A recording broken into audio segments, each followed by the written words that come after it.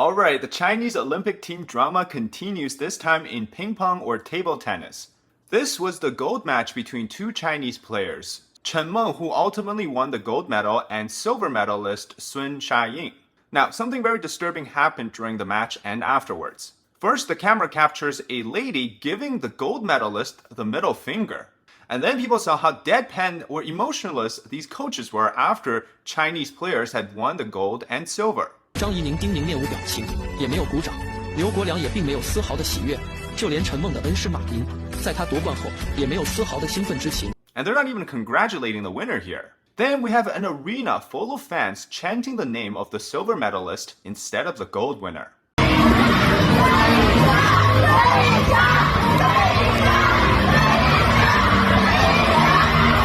So, this prompted speculation that there was a match fixing going on between these two Chinese table tennis players and something that involved a lot of parties with multiple interest groups. It got to the point where back in China, an internet user who commented something bad about one of the players has now been arrested and is under criminal investigation. And guess what? The CCP is now blaming the fan culture that's causing this entire thing. I love it. So between the messy situation, potential match fixing, the Chinese Communist Party is just focusing on cracking down on those teenage girls in their bedrooms with these posters, or fangirls with their pop idols. Also, we're going to talk about a rumored top athletic official from China defecting to Paris and is now seeking political asylum. And he, well, had something to do with one of our last videos. And I'll give you a hint here. It's about Thanos. All right, let's first talk about the table tennis situation. So here's the context. Sun Yingsha, the silver medalist, was said to finish her year on a high note. If she had won gold, she would have gotten the Grand Slam in her titles at the age of 23.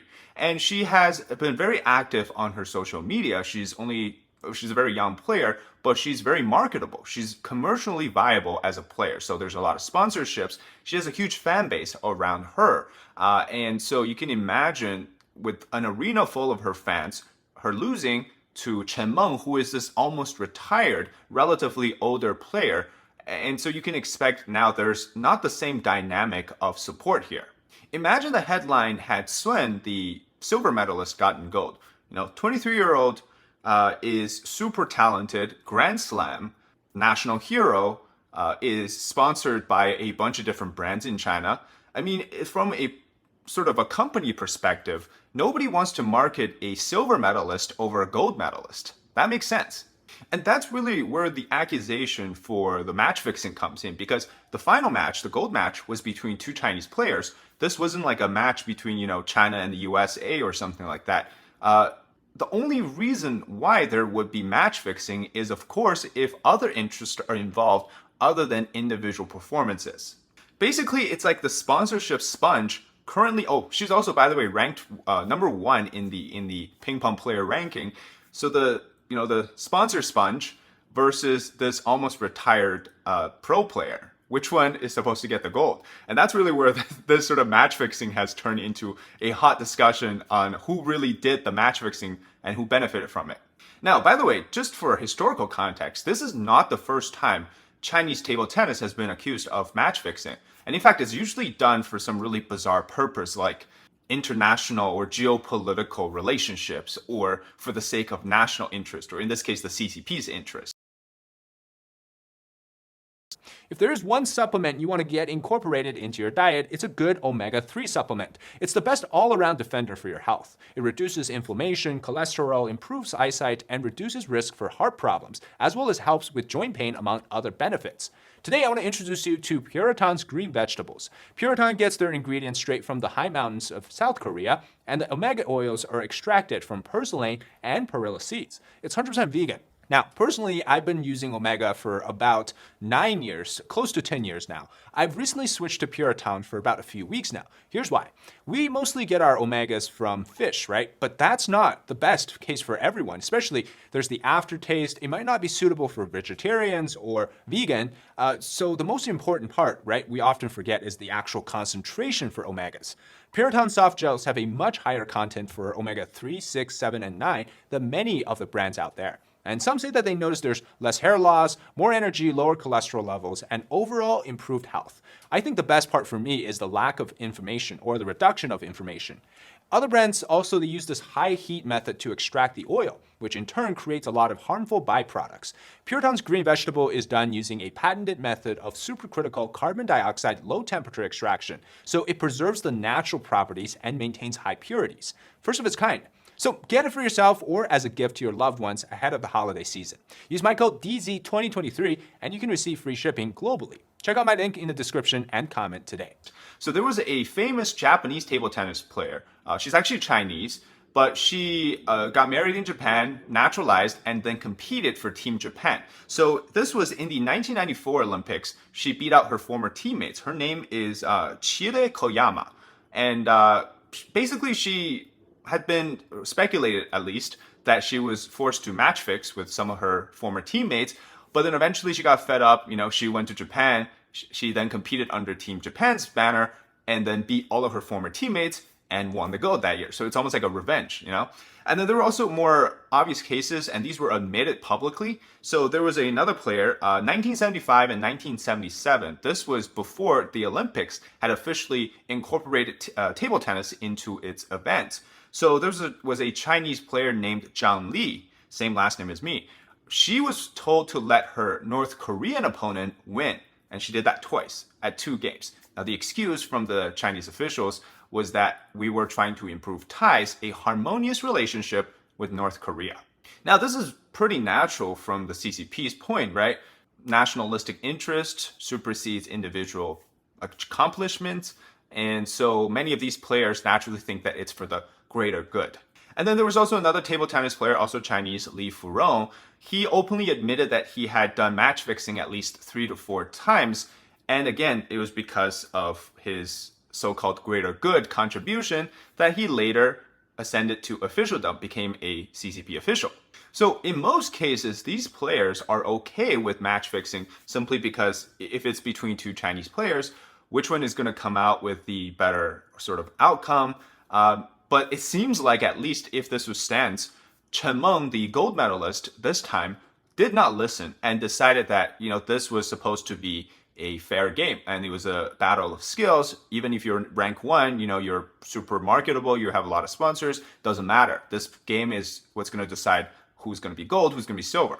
So at least that's what people assume happened to Chen Meng. And then you have the fans of the silver medalist Sun, who believes that she was forced to match fix to lose to Chen Meng because, Chen is about to retire. The CCP wants her to sort of retire on a high note, winning the 2024 gold Olympics in Paris before she retires. So then Sun was forced to match fix. So basically you have the fans of one player and the, supporters of the other player. Both sides claim that their player is the victim of match fixing.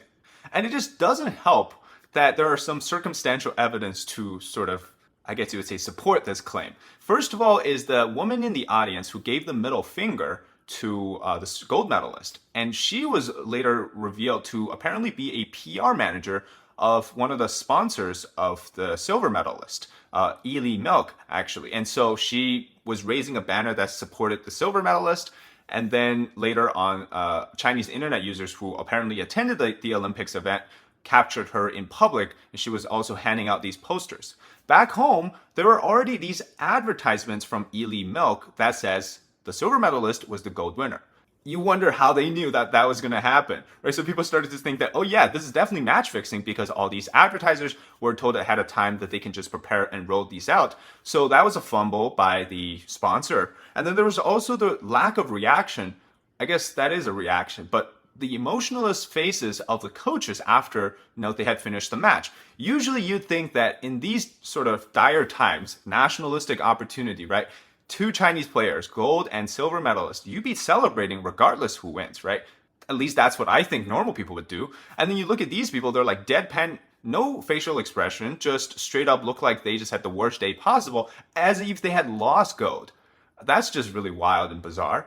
Now, I briefly mentioned before that the CCP is now cracking down on fan culture. And why are they blaming fan culture?